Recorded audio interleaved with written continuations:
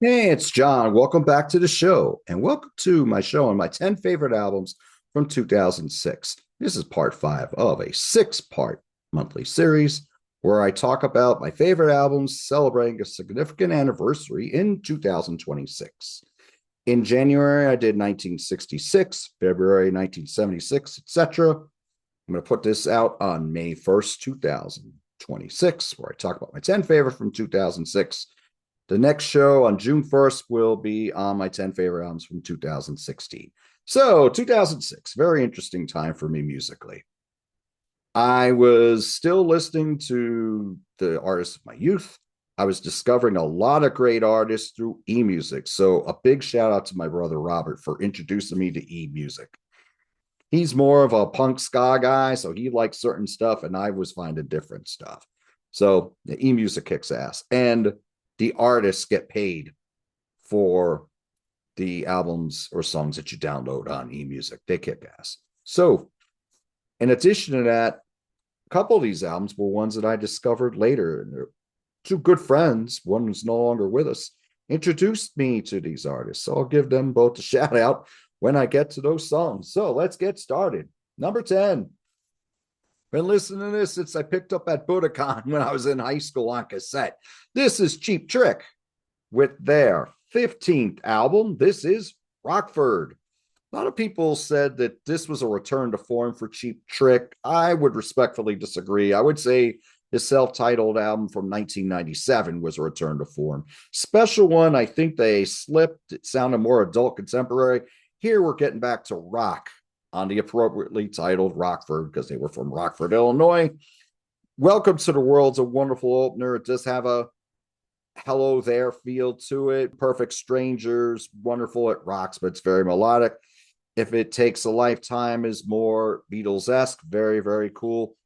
Come On, Come On, Come On is a sequel, if you will, to the track Come On, Come On from In Color. Eau Claire is a completed song. There was originally another song called Claire that was incomplete, and this is the proper version of it. This Time You Got It is very, very melodic and very catchy too. The first half of this album plays like classic Cheap Trick, like the first three albums. The second half of the album, we still have a lot of strong stuff like Give It Away and Every Night and Every Day, Dream the Night Away. They're all very good songs. One more I'm not into too much. All Those Years in Decaf are very good. Very strong album. Definitely be in my top half if I were to rank all the albums. And maybe one day I'll do that because I have all the studio albums. But this is my number 10. This is Cheap Trick with Rockford. Number 9, this is a singer-songwriter I found on my own on YouTube 10 years ago. And just recently, I saw him and his band for a fourth time at the Sellersville Theater. This is James Hunter with the album People Gonna Talk. This was his US debut. He had released two earlier albums in the United Kingdom. What does James Hunter sound like? Northern Soul from 1962 is what I always like to say. It has that kind of production. This is very, very strong. This is one of the finer songwriters that are out there these days. And it does have a 1962 feel, as I say, but the songs that he writes are timeless.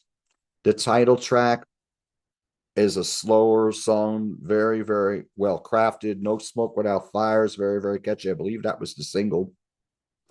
I believe this album might have went up for Best Blues album in 2006. I could be wrong. For the Grammys, I'm saying. You got tracks on here that are very catchy and faster paced, more hard hitting, like Riot in My Heart and Talking About My Love. You got great ballads on here, like It's Easy to Say, which has more of a mambo feel. Melina, that has more of a Hawaiian feel.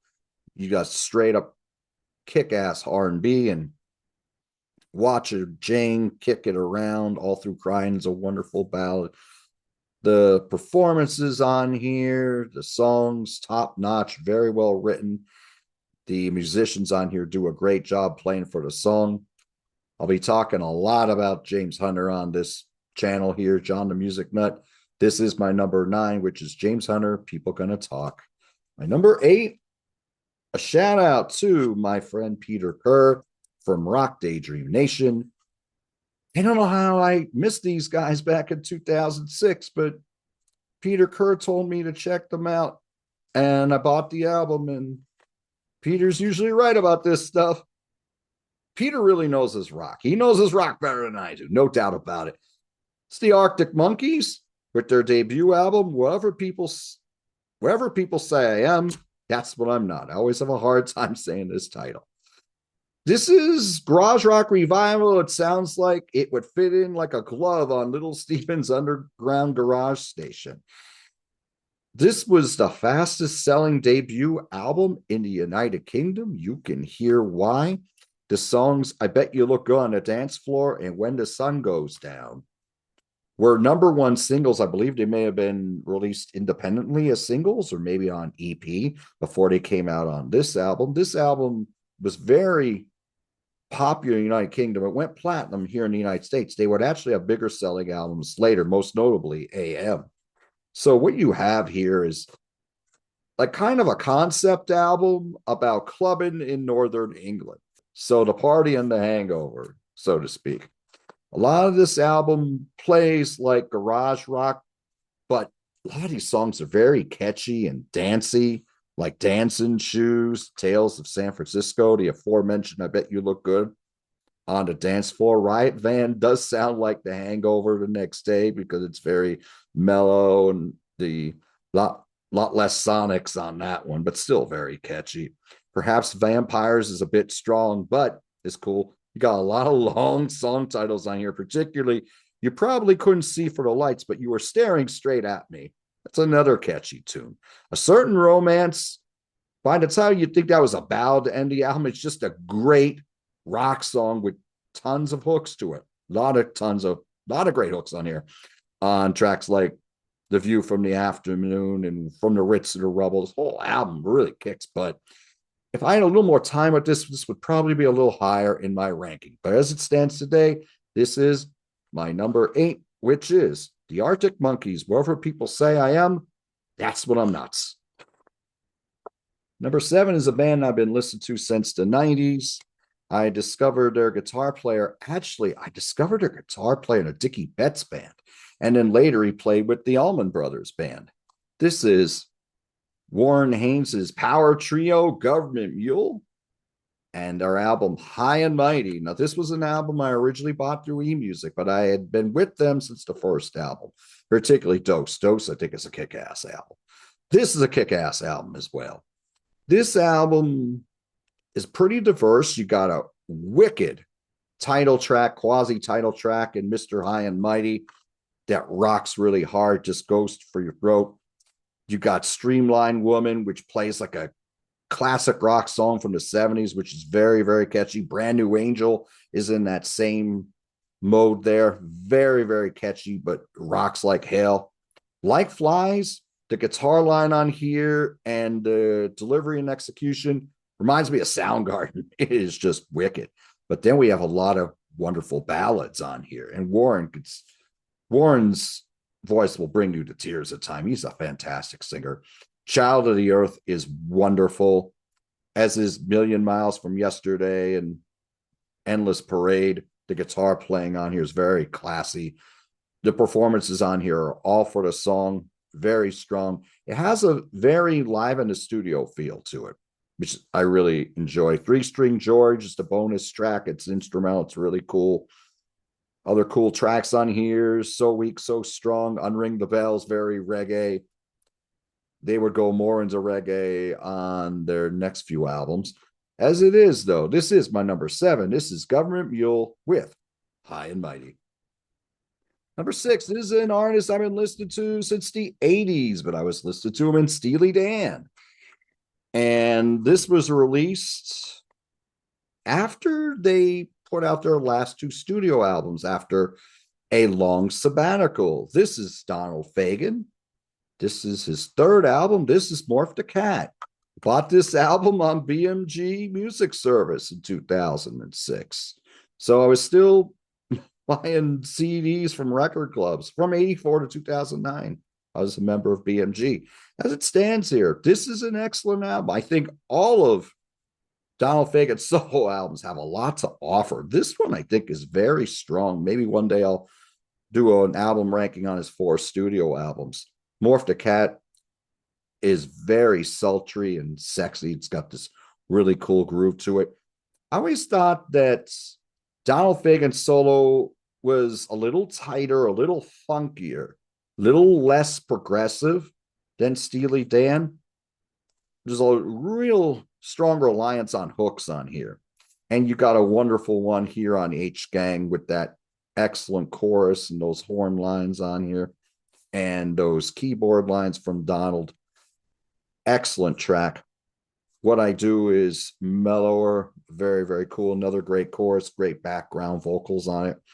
Bright Nightgown and Mary Shut the Garden Door are closer to funk, which are really cool. Security Joan, I think this could have been a hit single in the 70s as far as I'm concerned, because it's so classy and there's so many great hooks to it.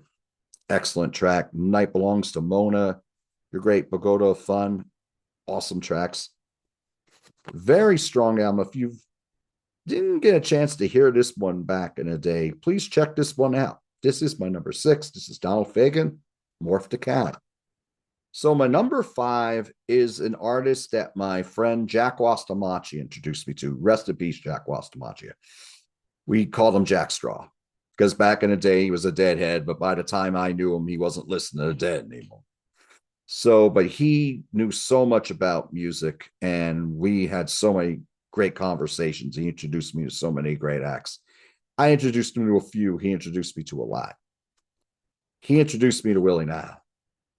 This is my number 5, Willie Nile, Streets of New York. So Jack introduced me to Willie Nile's music by saying, go buy this 2 CD set, which has his first 3 albums. Buy it on Amazon.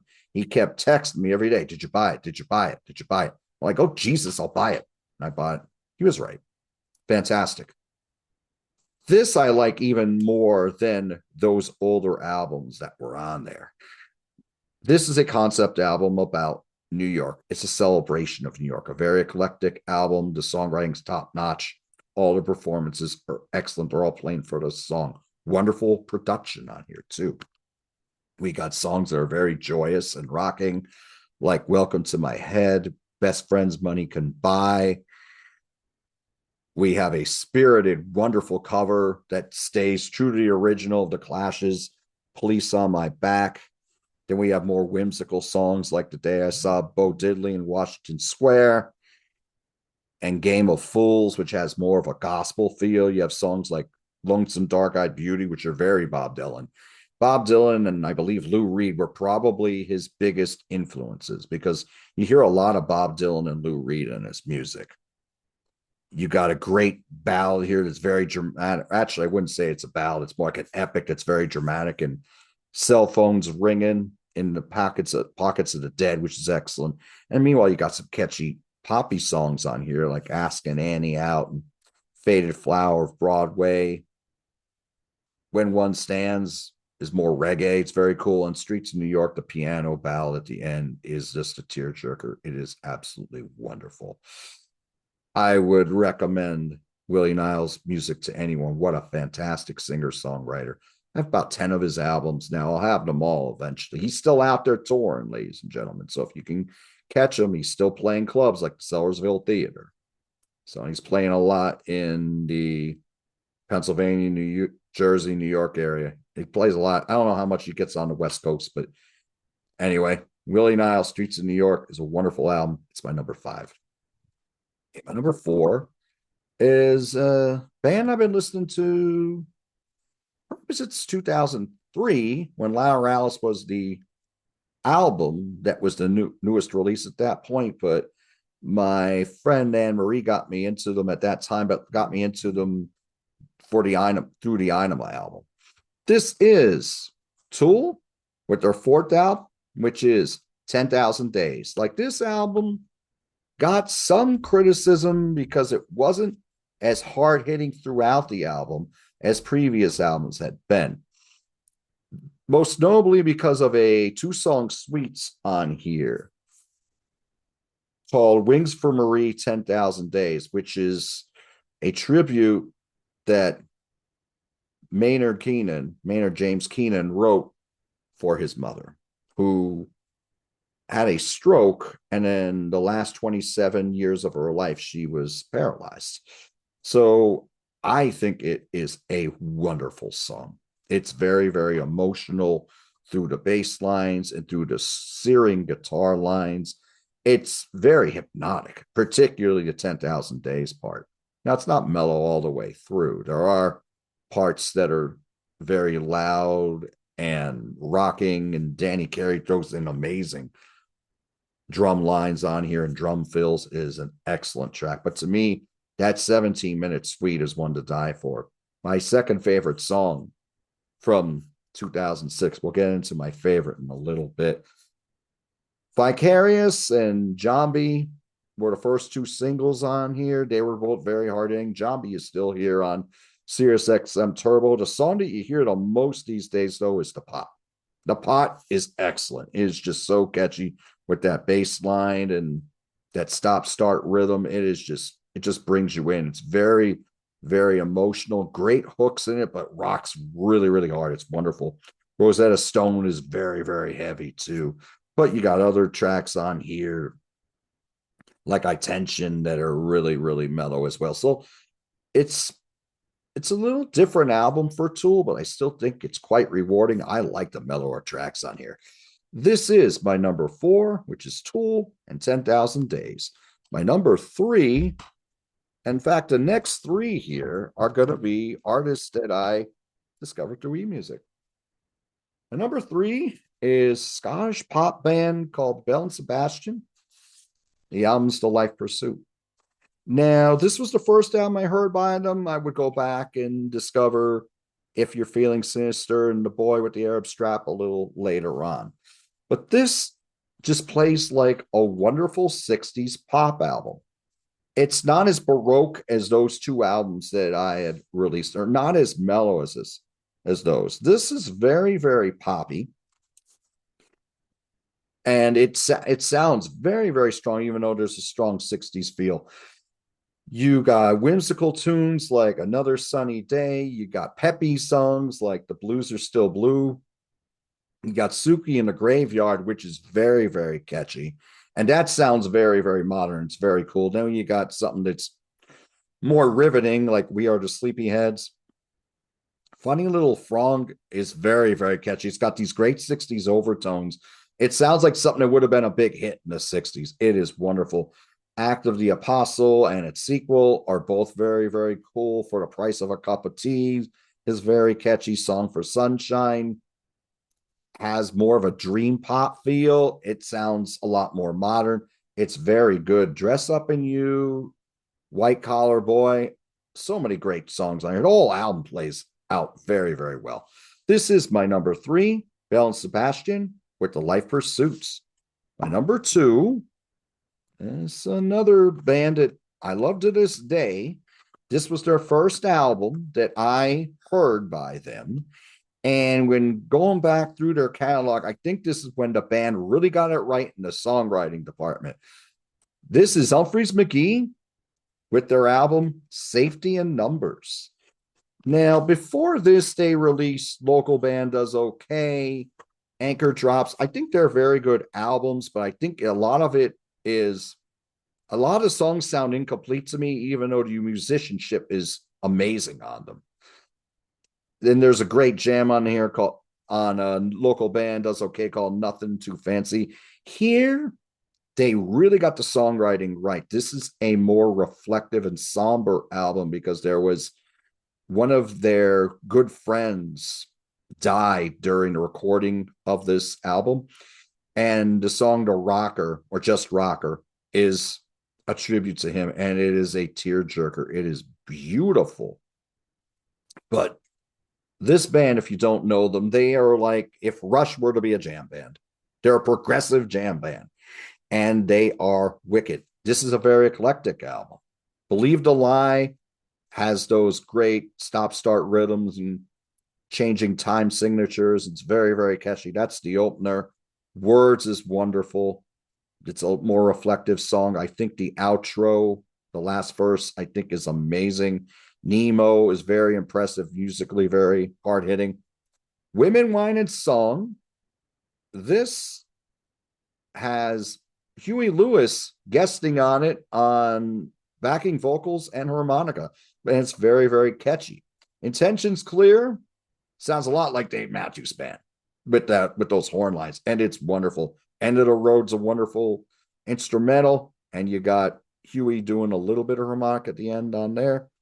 Passing is another reflective song, a la the rocker and words. Ocean Billy has this very repetitive rhythm that goes over very, very well live. It just builds and builds and gets louder and louder, and then it gets really quiet and reflective, and then it gets back in that rhythm again. It's one of their most popular songs when they do live. And The Wait Around is another reflective ballad. So this is a mellow album by Humphreys McGee standards, but there's plenty to love here if you're really into their progressive sound. This is my number 2.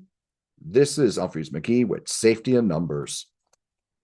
My number 1 is an artist I discovered on eMusic, and I've been getting more into her music lately, particularly since I saw her live in 2024 at Kent Stage in Kent, Ohio.